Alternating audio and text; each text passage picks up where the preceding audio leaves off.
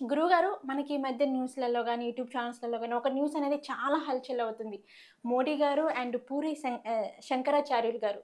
So, ఎందుకంటే మోడీ గారు అయోధ్యను తాకడం నాకిష్టం లేదు. అది నేను చూడలేను. నేను అయోధ్యకు రాను అనేసని శంకరాచార్యులు గారు అంటున్నారు. సో, దానిపైన మీ అభిప్రాయం ఏంటి?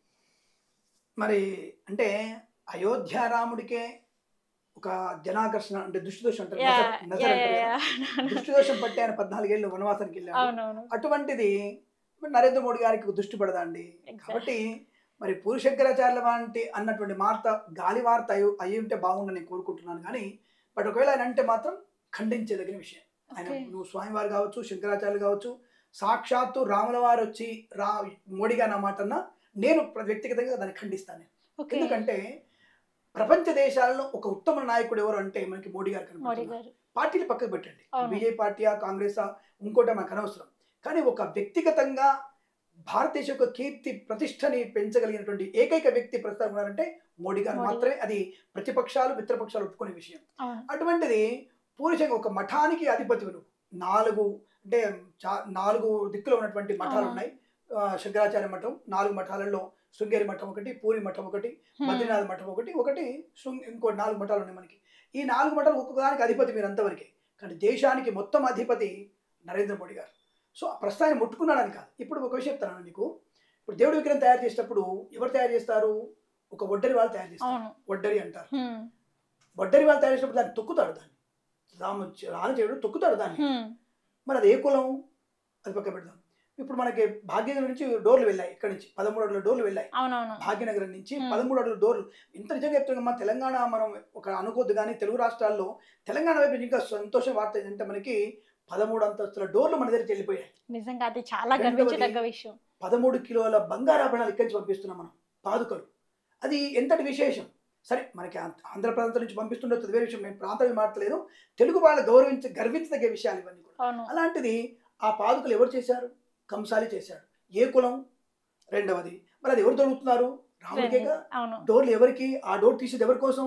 రాముడి కోసమేగా. అవును. ఇవన్నీ ఏ కులం వాళ్ళు చేశారు? ఇంకొకటి కొన్ని ముస్లిమ్స్ వాళ్ళు కూడా కొంతమంది స్వామివారికి దుప్పట్లు, స్వామివారికి వస్తువులు పంపుతున్నారు. వెండి ఆభరణాలు పంపించారు ముస్లిమ్స్ కూడా. అది అజ్మీర్ నుంచి వచ్చాయి కొన్ని. అంటే వాళ్ళు ఎందుకు పంపుతున్నారు? మతానికి వ్యతిరేకంగా ఉండరు వాళ్ళు. వాళ్ళే కదా దాన్ని కూల్చేసింది. ఒకప్పుడు మన దేవాలయాన్ని కూల్చి కట్టింది వాళ్ళే కదా. మరి ఇప్పుడు అదే మన మసీదు కూల్చి మనం కట్టుకుంటున్నాం. సరే కోర్టు కేసు అయింది. ధర్మాలయం మనకి ఇది తీర్పు ఇది వీళ్ళదే అని చెప్పారు. మనం తీసుకున్నాం. దేవాలయ నిర్మాణం జరుగుతోంది. ఆది ఉన్నప్పుడు నువ్వు రాముడిని ముట్టుకునేడానికి అర్హుడువా అని అడిగితే అంటే ఆయన కులం గురించి ప్రస్తావిస్తున్నట్ట, లేదా అతన్ని వ్యక్తిగతంగా విమర్శిస్తున్నట్ట, ఏ రకంగా విమర్శిస్తున్నావు నువ్వు? సన్యాసివై ఉండి కులమతాన్ని మాట్లాడేటువంటి శక్తి నీకు ఎక్కడిది?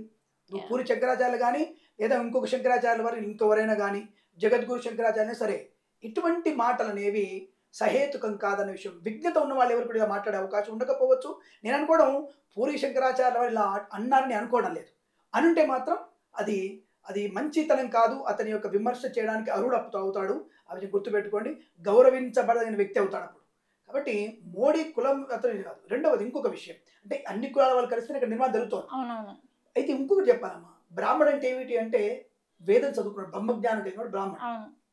మామూలుగా జన్యం వేసుకుని బాపులోడు పోయి దమ్ము కొట్టేసి నేను బీర్ తాగుతాను, మందు కొడతాను చెప్పినవాడు బ్రాహ్మడు కాదు.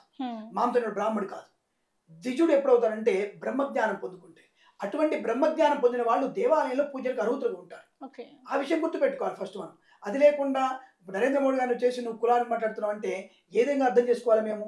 రెండోది ఇప్పుడు నేను ఇంకో విషయం ఏంటంటే ఇప్పుడు శంకరాచార్యులు గారు కేవలం నరేంద్ర మోడీ గారు తక్కువ కులం అని చెప్పేసి ఆయన వద్దంటున్నారు. అంతే. ఇప్పుడు అలాగే అర్థమవుతుంది బయటికి. ఓకే. అంటే ఏ విధంగా అంటున్నావు?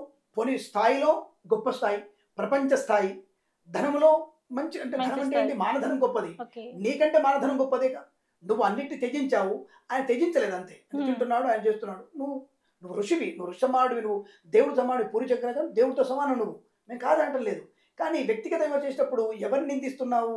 ఆ స్థాయి వ్యక్తిని. అంటే కులంతో తిడుతున్నావా, లేకపోతే ఇంకొక మతంతో తిడుతున్నావా, అతను ముట్టుకుతో ఎందుకు మడి అంటున్నావా, ఆచారం అంటున్నావా? ఇప్పుడు అదే విషయం చెప్పబోతున్నాను నేను. ఇప్పుడు దేవాలయ నిర్మాణం ఏదవుతుందంటే యంత్ర స్థాపన. దేవానికి ఎప్పుడు కూడా విగ్రహానికి పూజ ఉండదు మనకి, యంత్రానికి పూజ ఉంటుంది. ఒక దేవాలయ నిర్మాణం చదువుతున్నప్పుడు కింద విగ్రహం కింద యంత్రం ఉంటుంది. యంత్రం వల్లనే విగ్రహం చైతన్యవంతం అవుతుంది. ఈ విగ్రహం తేవడానికి అందరూ తీసుకొస్తారు.